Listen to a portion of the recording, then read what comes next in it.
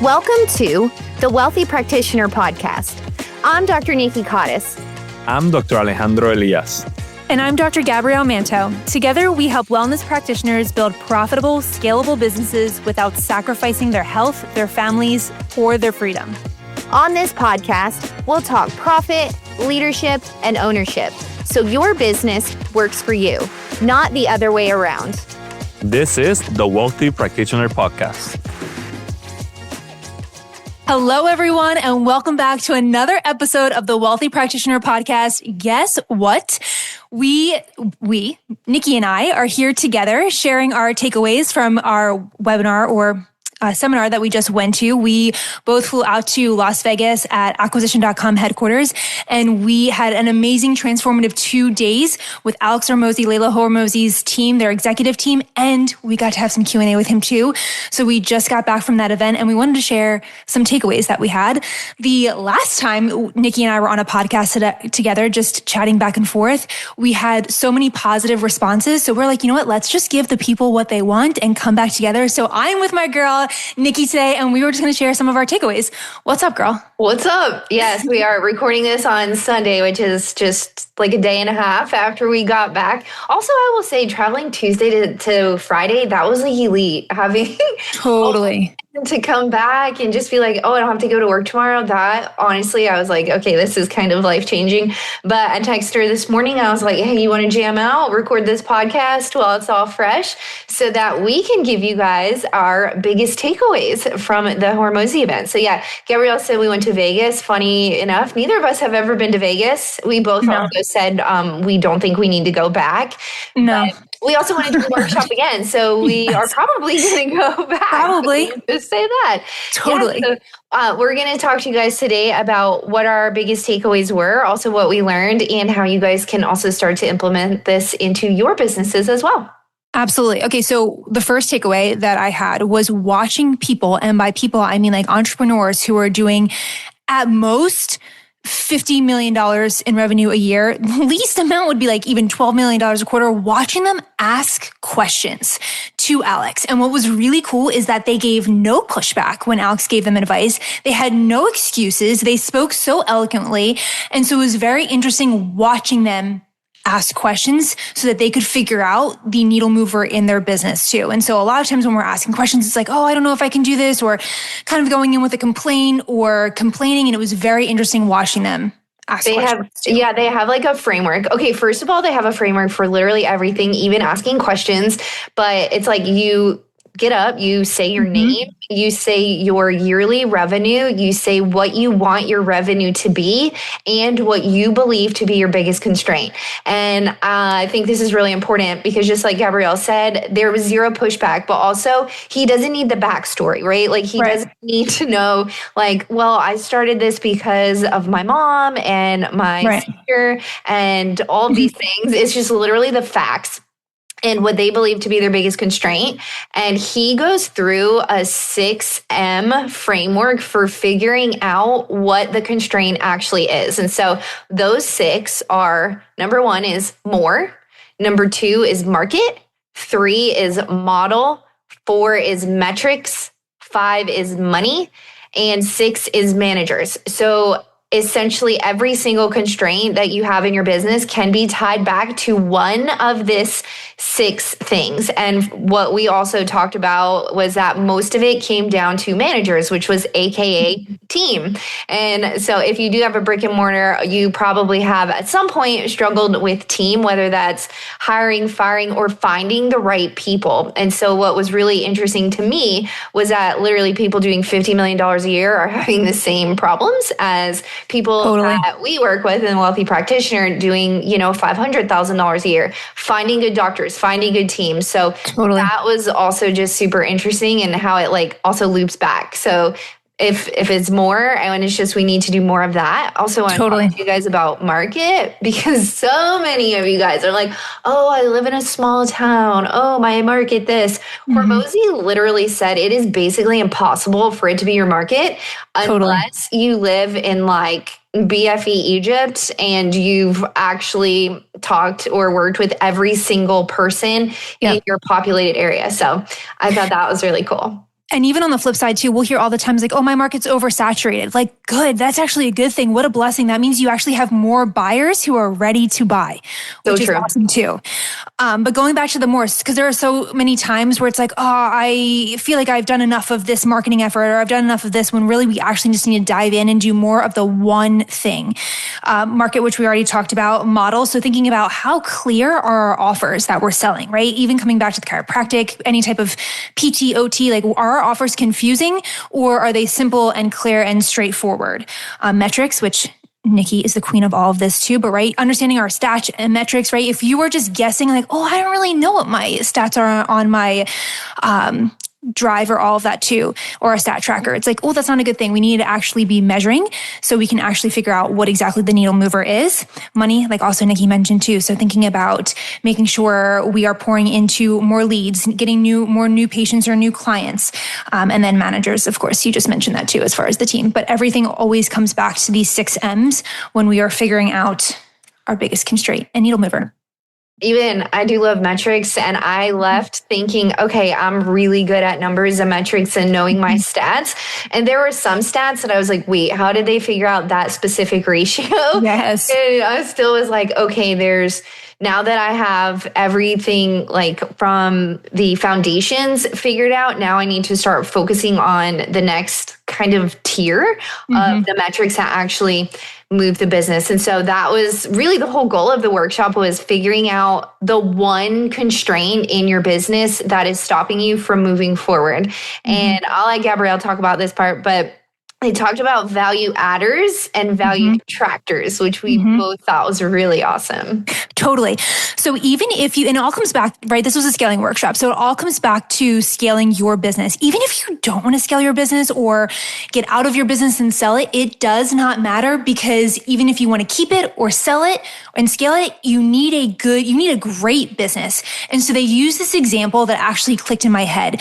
If you say you move into your first home, and it's ironic because I'm actually in my first home right now. And so you're in your first home and you want to prepare the house to sell to your dream home. All of a sudden, right, we're fixing things, we're painting, we're figuring out the lawn to make it better to sell. All of a sudden, when we make our house, the first home, even better, all of a sudden it's like, oh, wow, I actually like this home. And so that's the same thing with our business too, whether we want to keep it or sell it or scale it.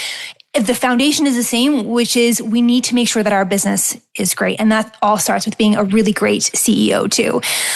So I really thought that was awesome. They went into different things as far as like what are value adders in your business and what are value detractors.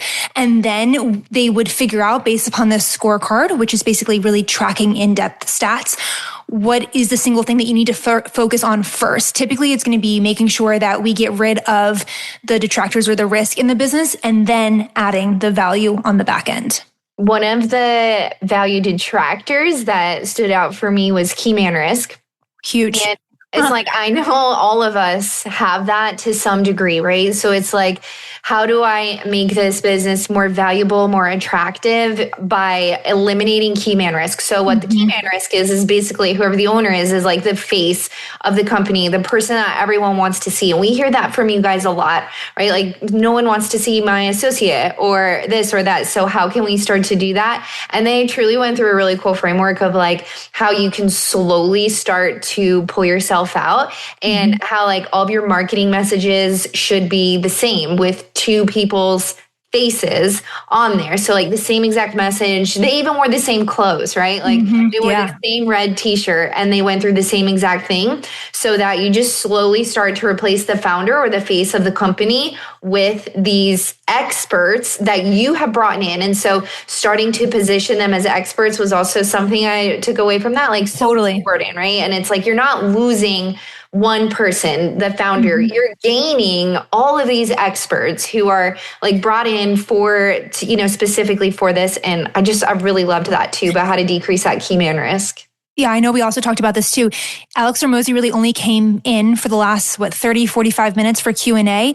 And the rest of the 2 days was with his exec team. We never felt like we were missing out, because his exec team and their exec team rather, because I want to bring Layla in too, was literally elite. They were literally top notch. They all did insane things in previous businesses. And also they looked like dressed to perfection, as far as like even the little details on their custom suits, their washes, the way that they, like their vibe, the way that they handled and commanded a room. It was literally insane. That I agree. Let's talk about their team and how the actual event was too, because you bring up a great point. When the day before that we were flying in, like someone followed me on Instagram and his name was Ed. And so of course I looked at his profile and I was like, oh, Ed is in charge of the workshops. So that's why he followed us. Well, Ed followed everyone who was there literally so he could stalk them. So that he could know everything about them. Not just from the business standpoint, because we had already filled out like everything about our business and our metrics ahead of time. This was more to get a vibe for like, what does their social media look like? What are they working on? What is it about them personally? So when we went there, literally, number one, you never felt like I don't know where to go or I don't know what to do, because someone was there to literally introduce you, hype you up, walk to your seat. You're at round table 1. Like take you literally exactly where you should go. And then during the round tables, which I know that was my favorite part, and we talked about that too. But I raised my hand to ask a question and they were like, oh, I've been waiting for you guys to talk. And we were like, what? But they're like chiropractor, business coach, podcaster. And then I was like, oh shoot, is like, that's what you see when you see my social media. So just also knowing like, is that the message that I want to put out to the world? Because when someone looks at my Instagram, like, what did they take away from that? But it was just really impressive because there was 100 people there, I would say, and they literally knew everything about our business. So how you guys can take this and turn that into your practice, your businesses are, how much are you learning about your new clients and customers before they're even stepping foot into the place of business? Do you know what they look like? Do you know their hobbies? Do you know what they like? Do you know what they don't like? So just remembering that we should always be going above and beyond for our new clients, our new customers, and show like that part of the experience was the most impressive, in my opinion, just how much attention they put into the event. Absolutely. I know Ed even opted in for one of my lead magnets that I had on Instagram too. And I'm like, I immediately texted Trey, like, do not call this guy, okay? But I know like the entire TWT team as well, especially Nikki and I, like that's what we also try to do at events, at our own TWP events too, to learn as much as possible about the people coming in so that we can go in and add value important to you and make you feel so special. Having it done to you on the other side, it felt so cool. Being like, oh, you're a pediatric, you take care of kids. That's really interesting. Like, yeah, I actually do. So that a little attentiveness and attentive to detail is really makes the experience literally top notch, and ultimately would make me want to buy too, because I'm like, oh wow, if they pay attention to me at this level, I can't even imagine what this is going to look like at the next level with them.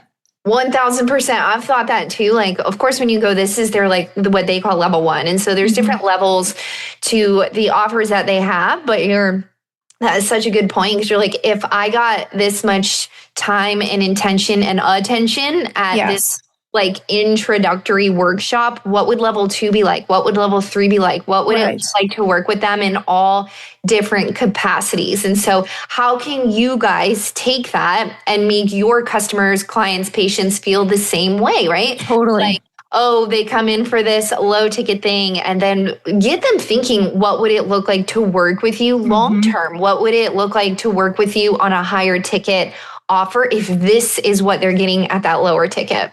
Totally. Absolutely. The event truly was so transformative, and I cannot wait to go again too, because I'm sure there are so many things that I actually missed, just because there was so much value that was given too. Even just watching them perform on stage, and even through like their PowerPoints, how it was so engaging. Like you were just kept there, sitting there being like, I want more, I want more, I want more. So it was really, really awesome. It really was. I know we'll go back, even though it is in Vegas and every hotel is smoking, but that's fine. The information is worth it to go back to Vegas, but absolutely. And this is another point too, is like when I had this tagline that I made, friends being friends, and then I switched it up saying abundant friends being abundant friends. And I usually, every time I take a picture or put Nikki on my Instagram story, that's what I typically say. And it is so important. And they even said this at the seminar too. sometimes it can feel lonely being an entrepreneur, but once you find your people and your community, like what a blessing it is to have people who are genuinely cheering you on, to get to do life with them too, and to push each other, right? Like Nikki pushes me, not that I ever feel pressured by her at all, but pushes me to be better. If you don't have people in your corner that are doing that, that's why you need TWP in your life too, because this community is genuinely unmatched. Not just because we're having bigger conversations, but also because people are genuinely cheering you on the entire way. I love that. And of course, I love you so much. And it also reminded me too, we forgot to say that we were like the poorest people in the room. We were. We're the littlest fish. Yes, we were. And it's funny because like in chiropractic, by chiropractic standards, me and Gabrielle, we're doing very well, right? And it's like we have really successful practices. And then we walk into this room and we're like, oh my gosh, this person's doing 50 million a year selling pig supplements. What is that? Show pig supplements. Show pigs. What is a show pig? Well, I don't know. It's like, what does that even mean? But it's such a great reminder that it's like, number one, you can make bukus of money doing crazy things. So specific. And number two, it's like, I left there really feeling like I have not even tapped into the smallest of potential of what my business is capable of. Totally. I left there being like, I am playing so small. I need to do more. I need to do this and that. And something else they said was like, if you would just invest 20 hours into a skill, it would change your life. So I am literally like, I'm carving out blocks on my schedule for 20 hours to learn a skill. And I'm like, it's so true. And once you get to like a certain level in business where it's like, you can learn a skill and then take that. And they talked about how Alex learned Facebook ads like in 2016. And that was a skill that he learned that literally changed his entire life. So what skill could you learn? How could you do that? But just remembering that if you feel like you are the littlest fish in the room, that is the best thing because you are surrounded by people who are doing more than you, and they just truly show you what is possible. What is possible for your life? What can I do differently? Where are the gaps? And just always remembering like to put yourself in uncomfortable situations. The night before we went, Gabrielle said, are you nervous for tomorrow? I was like, I always am like nervous about being in rooms with people that I don't know anyone else. I don't know what to expect. I don't know what it's going to be about. But I really came back like, honestly fired up for my practice. Totally. The first time in a while, just like I'm not even scratching the surface of what we can really do. Totally. And if you're not putting yourself in rooms like that, that's also a big issue too. Because when I walked in and even heard like the 50 million, the 12 million a quarter, all of the things, I'm like, oh my gosh, why did they let me in here? Oh, me too. Imposter syndrome, like so bad. I was like, oh my God, we shouldn't even be here. I shouldn't even be here. Yeah. Like, please don't talk to me because I don't know. But anyways, it was so good. We're so excited to go back. And it's always so nice to get outside of your comfort zone and really to push past those limits too. But yeah, we're so excited. And of course, it's always such an honor to hang out with you guys each and every week. And if you need anything, you definitely know where we are. And also, if you know what a show pig is, also let us know too, because we're super interested. We might invest in show pigs as well and potentially feed for that. But yeah. All right, guys. Well, thanks for tuning in to another episode of the Wealthy Practitioner Podcast. We will see you next week. Thank you for tuning in to another episode of the Wealthy Practitioner Podcast. If you want to connect with other practitioners just like you, be sure to join our Facebook group at The Wealthy Practitioner and be sure to follow us on Instagram. See you next week.